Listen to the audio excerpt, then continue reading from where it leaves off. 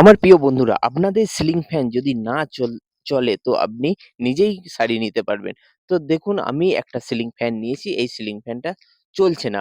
মানে হাত দিয়ে যেদিকে ঘোরাচ্ছি সেইদিকে ঘুরছে। এর কি ফল্ট হতে পারে? তো আপনারা জানা থাকলে আপনারা কমেন্ট করুন। তো আমি এই প্রবলেমটা সলভ করে আপনাদেরকে দেখাবো। আর যদি এরকম প্রবলেম আপনার হয়ে থাকে তো আপনি নিজেই এই ভিডিও দেখে সলভ করে নিতে পারবেন। তো দেখুন আমি যেদিকে ঘোরাচ্ছি দেখুন ঘুরছে। এইদিকে ঘুরছে, আবার উল্টো দিকে ঘুরিয়ে দিচ্ছি, আবার উল্টো দিকেও ঘুরছে। তো সাধারণত এর কি ফল থাকে তো আপনারা কমেন্ট করে জানান।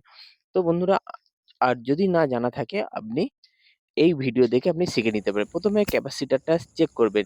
যদি ক্যাপাসিটর ঠিক থাকে নিশ্চয়ই এর লুপ কোনো প্রবলেম হয়েছে। তো আমি চেক করছি যে একটা লুপের প্রবলেম দেখতে পাচ্ছি। তা এই প্রবলেমটা সলভ করতে গেলে কয়েলটাকে খুলে বার করে দেখতে হবে যে কোথায় থেকে কয়েলটা কেটে গেছে। তো ১ম এ আমি ক্যাপাসিটরটা খুলে নিয়েছি। তারপর আমি উম বডিটা খুলবো।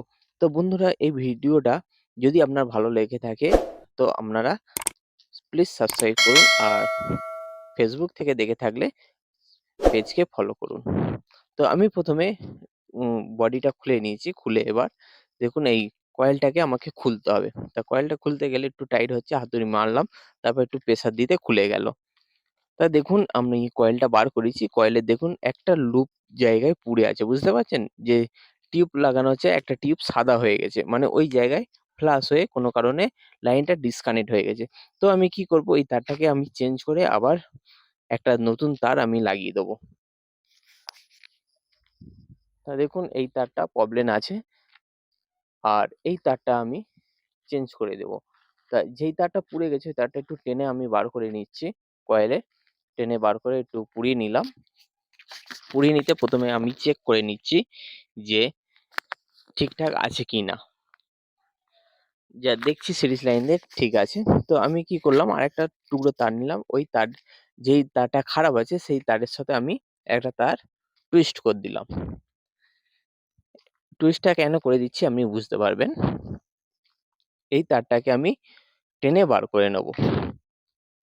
একটা তার যেহেতু প্রবলেম আছে আমি সবকটা তার চেঞ্জ করা আমার কোনো দরকার নেই। একটা প্রবলেম আছে তো একটা তারই আমি চেঞ্জ করে নিতে পারবো।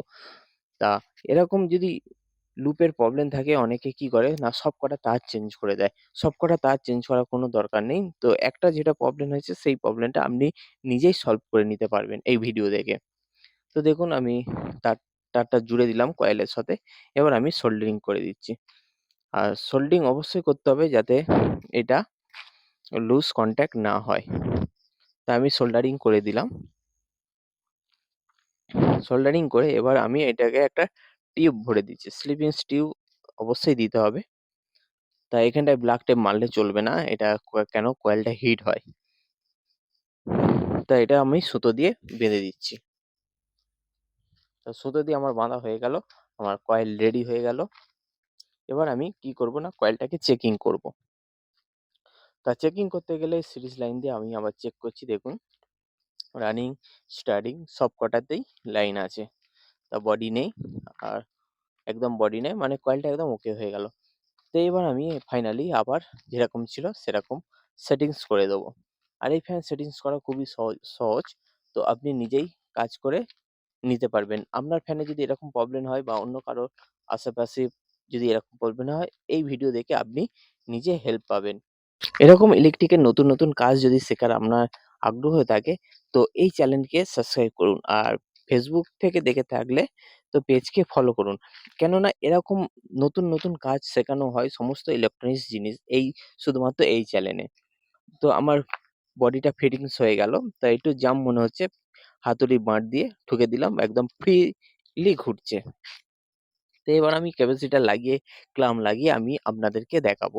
তার আগে আমি আপনাদেরকে একটা কথা বলে দিই, হাতের কাজের মতো কাজ হয় না। তো আপনি যদি সিকিউরিটি কাজ করেন তা বেকার আপনার জীবনটা বেকার চলে যাবে। যদি একটা হাতের কাজ শিখতে পারেন তো আপনার আর মানে হাতের অভাব হবে না। তো আপনি যেকোনো হাতের কাজ আপনি শিখুন বা চাই ইলেকট্রনিক্স, চাই মোটর মেকানিক্স যেরকম ধরনের কাজ আপনি শিখতে চাইবেন হাতের কাজ শিখুন। তো আপনার এই ভিডিওটা যদি ভালো লেগে থাকে তো আমার চ্যানেলকে সাবস্ক্রাইব করুন আর অন্যদেরকে শেয়ার করুন যাতে এই ভিডিও দেখে ওরা কাজ শিখতে পারে। Thank you.